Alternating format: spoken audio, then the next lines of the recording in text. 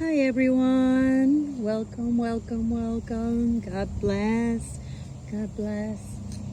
I am so happy to have you guys here tonight because I want to share with you guys something very special, and it's something that happened to me, and perhaps this can help you if someone in your life has passed away and you're feeling very down and sad, which is very normal, very human.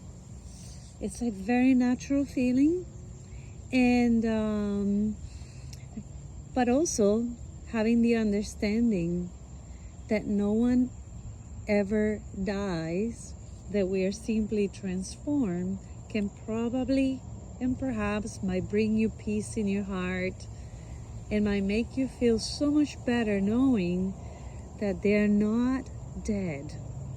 The body is gone, that physical being is gone, but spiritually they're all intact and perhaps even better than ever before. We let go of the physical body, but our inside, who we are, the essence, that never changes. I want to share with you guys something that happened to me that was very, very special. In 2007, my father's essence, his spirit, came to me. I did not see him. I did not hear him. But I understood. And his energy was so there and so present that you could feel it. I felt it in my body. I felt it in me. And I knew, without seeing him, without hearing him, I knew exactly who he was. It was that love and that presence and that essence and that who he was so present at that moment. There's no humanly words to describe it. It was just probably one of the most amazing things that ever happened to me. And at that very moment, not only I felt his embrace, not only I felt his love, and then he spoke to me, not with words, he spoke to me in a way that no humans speak. This is mind to mind, and all was spoken in seconds, but so much was said at the same time. I understood his thoughts, and he understood mine. And what he basically said to me, he told me and guided me and told me that I needed to open up a children's art school, and what I needed to call it and how it was supposed to look like. He put the picture together to the T. And I got so emotional about it because not only I was working in the medical field, and I had no interest at all in opening a children's art school. And when it all came to me, like I said, in this nanoseconds, it just made sense, and I felt in my heart that it's something that I needed to do. Next day, when I was heading back from work back home, and I turned, and a store that said for rent caught my eye, and I tell you, I was broke. I gave her my rent money for my own house, and I said, how am I supposed to do this? I have only $500 left in my bank account. I have to pay this lady next month another 1,500. Yeah, another 1,500. I still have to pay my rent. I have a car payment. I'm like, how the heck am I supposed to do all of this? But I remember my father, and I said, go with it, go with it, go with it. You're being guided, go with it, go with it.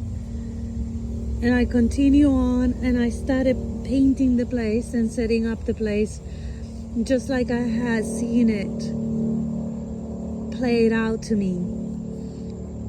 All beautiful, so many different colors.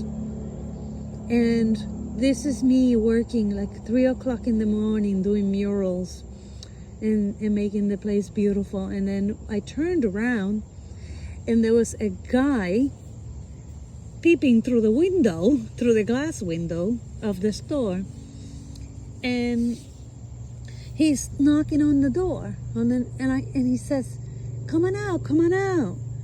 And I'm thinking for a moment, I don't know who the heck this guy is, but something inside told me, go and open that door. So I went and opened the door, and he goes and says, "What are you making here?" And I said, "Well, I'm making a children's art school."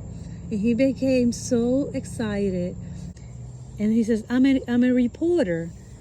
I'm a reporter, and this is fantastic. I can see what you're doing in the way the schools are cutting back on art education. I think this is amazing. It needs to be put in the newspapers. It needs to be put everywhere, and then in the internet. And I was like, "Oh wow, sure, I would love that. I would love a story." And then he says, "Then I'll come over and I'll see you on Monday." So I'm like, "Oh, cool." So now I'm excited. Now I'm pumped. And needless to say, this was a weekend of non-stop. And when he came over Monday, things looked so good. With the little that I had, things looked so cute, so nice. And he says, "Tell me, how did you come up with this idea?" And I told him the truth. I told him what happened about my father and all of that. I told him everything, and he was moved by the story. And he went and printed it. He put it in the newspaper, and this went out everywhere. This paper. I was so excited. It was probably one of the happiest day of my grand opening. There were 75 people waiting outside to come in with children, and the place was packed. And I just started sobbing, and I'm crying out of excitement. I just couldn't believe that this was happening. This was truly happening. And I gotta say this to conclude with this part of the story is that was the most successful place I had. And I had it for so many years. It brought me so much joy and happiness in my life. And still today, I'm very grateful to my father for giving me that opportunity. And Dad, if you're listening today, which I know you are, I'm still just as grateful as I was then, because it has brought me so much joy in my life. It gave me so many different opportunities financially that otherwise I wouldn't have. And if any of you right now is feeling sad or depressed about somebody that have passed, let me let you know that they're not gone. They are with you every day. They watch over you, and there's not a day that go by that they don't stop loving you, caring for you, and perhaps more when they're on the other side, because they don't have the worries that we have. And if you have a story that you would like to share and could help heal someone that is going through a difficult time with somebody's passing, perhaps you might want to share it and support one another. You all have a wonderful evening. And any comments that you write, please do so with love and respect and kindness. Take a deep breath. Relax. Everything will be okay. Big hugs. God loves you.